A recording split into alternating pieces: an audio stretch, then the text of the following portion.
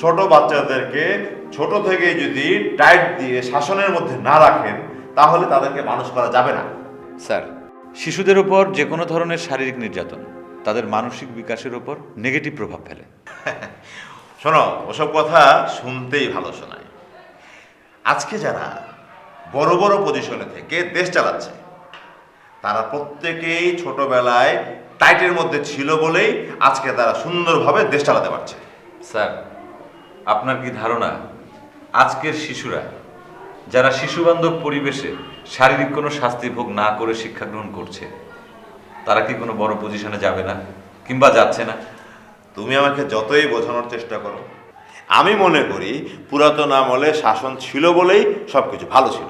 পুরাতন আমলের ধারণা সব সঠিক এটা ভাবার তো কোনো কারণ নেই স্যার। চিন্তা করে দেখেন, আগের দিনে ডাক্তাররা বলতো জ্বর হলে রুগীকে না খেয়ে থাকতে হবে, কিন্তু এখন কিন্তু সেটা ভুল প্রমাণিত হয়েছে। আমাদের তো সামনের দিকে এগিয়ে যেতে হবে। সারা বিশ্বে স্বীকৃত যে কোনো অবস্থাতেই শিশুদের ওপর মানসিক নির্যাতন করা যাবে না। শিশুর বিকাশের জন্য এটা মারাত্মক ক্ষতিকর।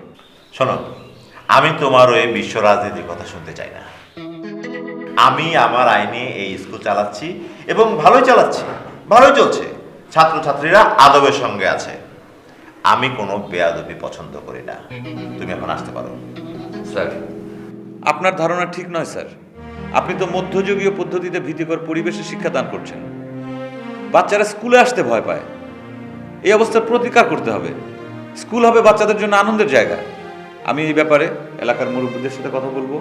স্কুল পরিচালনা পরিষদ, শিক্ষা অফিসার, প্রয়োজনে যেখানে যেতে হয় আমি যাব, আমি সেখানে মুখ করবো। কারণ এটা আমি আমার সামাজিক দায় মনে করি।